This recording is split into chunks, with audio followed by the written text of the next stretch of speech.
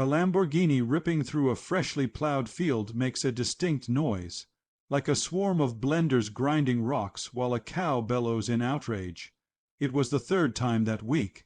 I leaned against the barn door, gripping a weathered shovel, watching two women in a glossy white Lamborghini Urus tear across my land as if it were a high-end drag strip. Dust spun in heavy, scorching clouds behind them. My cows bolted, a hen flapped off in terror, a fence post creaked and splintered under their rear tires' weight. The car didn't pause. If anything, it surged faster. Inside, two women basked in victory as if they'd scaled Kilimanjaro. The blonde one, sweaty and brash, hung out the passenger window, cackling like she ruled the universe. The driver, sporting oversized shades that swallowed her round face, chomped gum with the ferocity of a kid at a fair. The twins, Susan and Carol, if arrogance had horsepower it'd roar like them. I first encountered them a month back. It was a quiet Sunday morning, and I was patching wire fencing near the property's edge. A deep bass thump pulsed through the earth before I spotted the car. Then, over the hill came the dazzling white Lambo, flinging gravel and slicing through my field like it was a pudding green. I waved them down, arms high.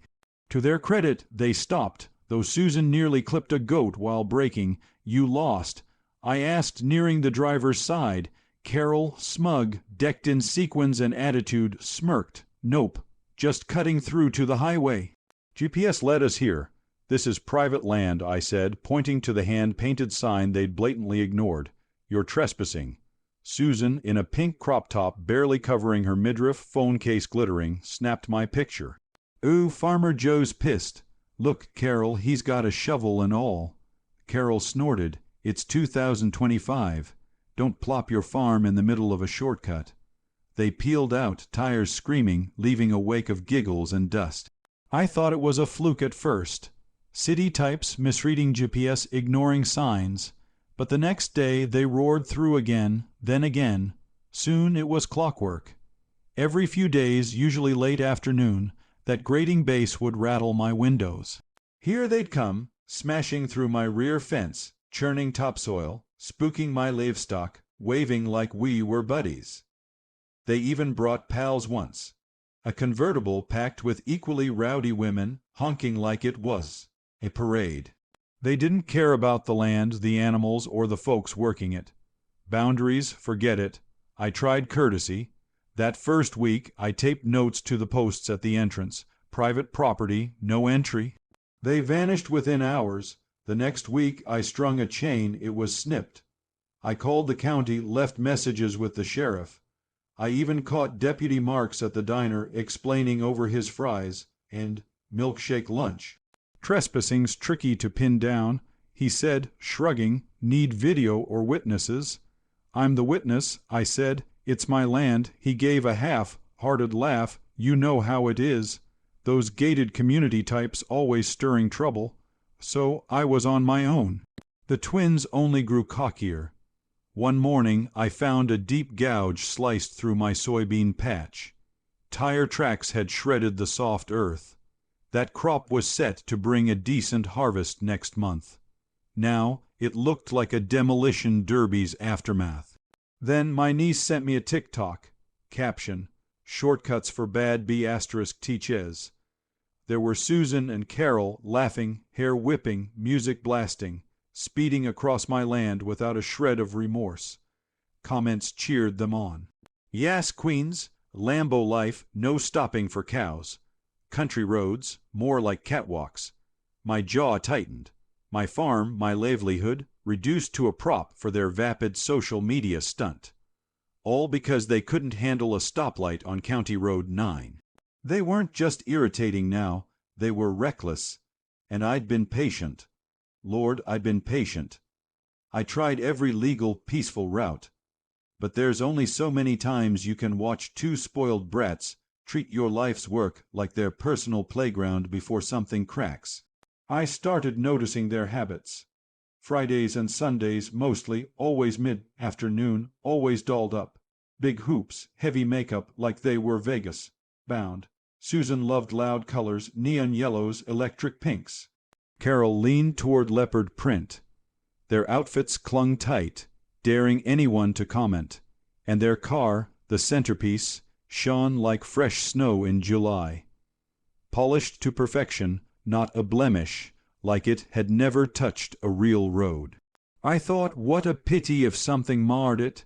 That idea took hold, not vengeance. I'm not wired that way, but consequences, those are natural. So weeds don't expect tulips. So I studied the land, drainage, water flow, clay density, how heavy vehicles bogged down in soft ground. I zeroed in on a narrow strip past the corral, low, lying, naturally swampy after rain. I could work with that. One night, after the sun sank and crickets hummed their summer tune, I drove my ATV to the field with tools, supplies, some farm store buys, and a few items from a builder friend. Sprinklers, hoses, timers, clay bags. Over days I crafted something. Deep, slippery, subtle. When done, it blended with the pasture. You'd never notice until you were knee-deep. I tested it with a hay bale.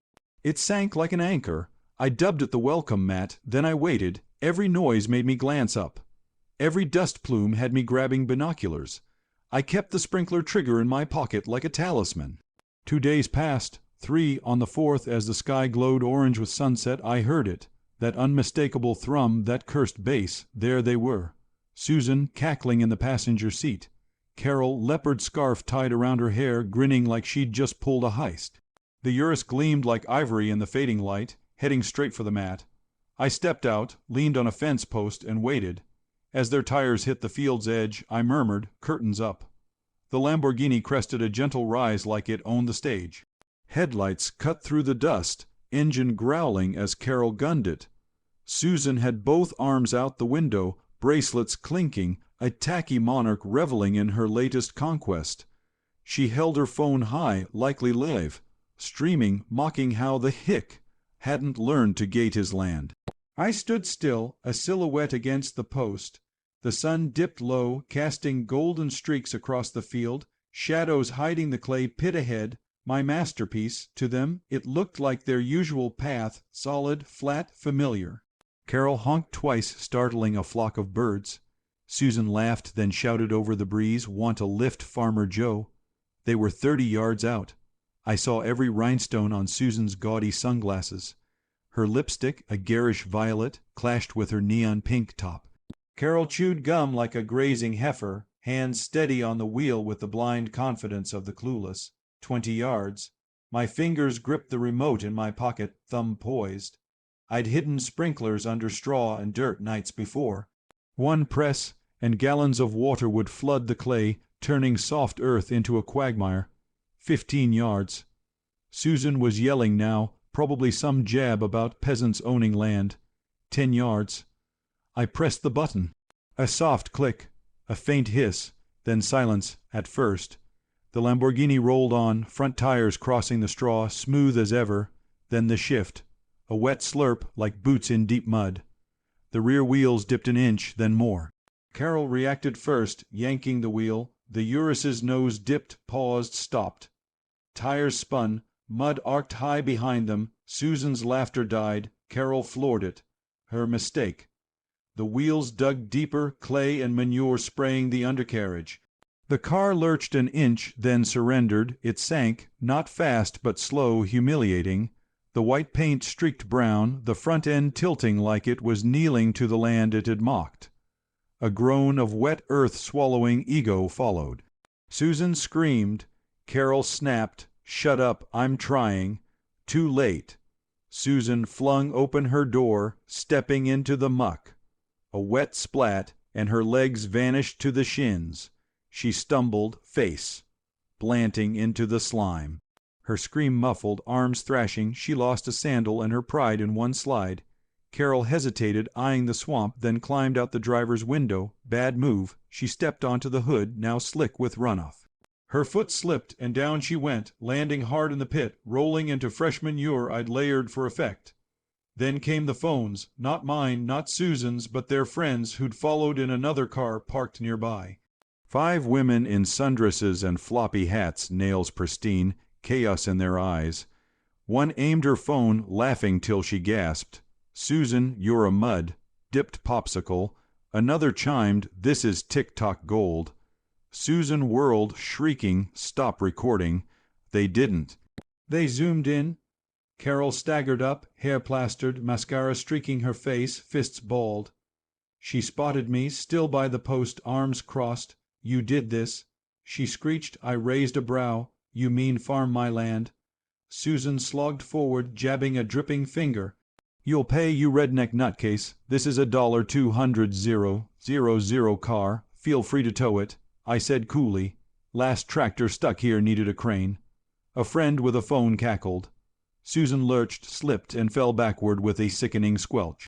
Carol, too busy yelling, didn't help. "I'll sue." Carol roared, "Think you're smart. Think this is funny." I exhaled slowly, then pulled my phone. They froze. "You said I needed proof, right?" I said to the air. "Well, Deputy Marks, here's your trespassing, property damage, and threats, all on tape." Susan lunged, one boot stuck, yelling, "Delete that." "Sure." I said, "After you unbreak my fences, crops, and soil." The friends were live, streaming now. One had gone viral for a duck video. This was her Super Bowl. Carol just face planted, look at her shins. A breeze carried a new sound, air horns, not sirens. A tow truck rolled up, driver sipping coffee, savoring the scene. I'd called him earlier. He leaned out, shouting, "Lady stuck." Susan, mud dripping from her jaw, tried to look regal. "Get this car out now." He scratched his chin. "Need a waiver. This ground's a liability. Your insurance cover off-road." Carol blinked. "What? It's not off-road." He shrugged. "Ain't a road." The twins stood, pride sinking faster than their car. I strolled back to the barn, sipped iced tea, and watched the white Lamborghini, now a muddy monument, sit like a relic of bad choices. As the tow crew laid boards, Susan barked at them, and Carol checked her reflection in her grimy phone. The damage was done. They'd never live it down, and something told me this wasn't the end. Next morning, silence. No engines, no bass, just cicadas and rustling leaves. I stood on my porch, coffee in hand, eyeing the field where the Lambo sank like a gaudy warship. The mud had dried, cracking over tire ruts, a fossil of folly. Word spreads fast in small towns. By noon, the county had seen the video. One of the twins' friends posted it on TikTok. Karen's try-luxury shortcut. Farmer delivers muddy karma. It exploded 3 million views in a day, local news by evening. The footage was epic. Susan face. Planting in manure, Carol sliding off the hood, the Lambo sinking like it owed the earth rent. A slow-motion edit with violins sealed it. I earned nothing but didn't need to. Justice like that's its own reward. The town roared with laughter. Strangers stopped by, not to stare, but to shake my hand. A guy from 2 counties away left a case of beer with a note. "Thanks for standing up for us." My neighbor Harold, who hadn't grinned since the 90s, chuckled for a full minute. "Can't shine stupid." He wheezed, but it wasn't all laughs. 2 days later, a courier in a stiff suit dropped off a letter. Susan and Carol were suing, property damage, defamation, emotional distress. The document read like a soap opera, terms like psychological sabotage, rigged terrain, and malicious shaming littered it with blurry photos of them, mud, caked and furious. I nearly choked laughing but stayed calm. I had video with no trespassing signs, sheriff call logs, neighbor witnesses, and their friend's public post. I called my lawyer, Vic, a high school pal who owed me for a ditch rescue years back. He howled reading their claim. They trespassed, broke your fence, ignored warnings, and slipped in their own mess. Let them sue, we'll hit back. We did. My countersuit was straightforward. Trespassing, property destruction, livestock endangerment, harassment. I billed them for fence fixes, field repairs, and time lost chasing their circus. A week later, their suit vanished.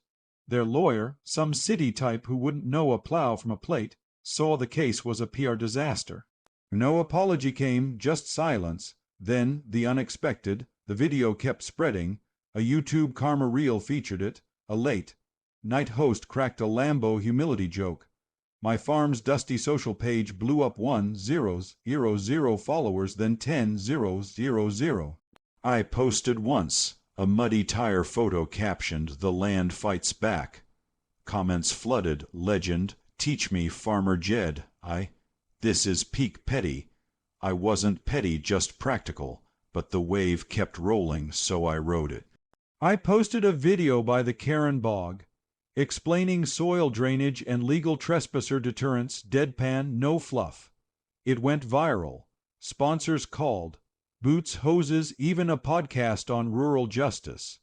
A cable network pitched a miniseries. I passed. I'm no star, just a guy with a fence and a point, settled loud and clear.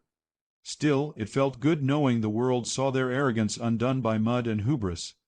As for Susan and Carol, their Porsche Cayenne never showed again. Months later, I spotted them at the store. No bling, no makeup, just us. They were in sweatpants, pushing a cart in a gray Nissan Versa. Carol's eyes met mine, and for a moment I saw something new. Shame, maybe fear. Susan muttered, looked away. I nodded once, polite, and moved on, humming softly. Some tales don't need encores. I keep the sprinklers buried in that field just in case.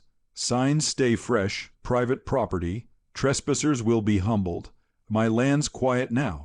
Animals graze, fences hold. The only tracks are mine and my tractors. Karma's slow sometimes, but with water, clay, and a nudge, it hits hard.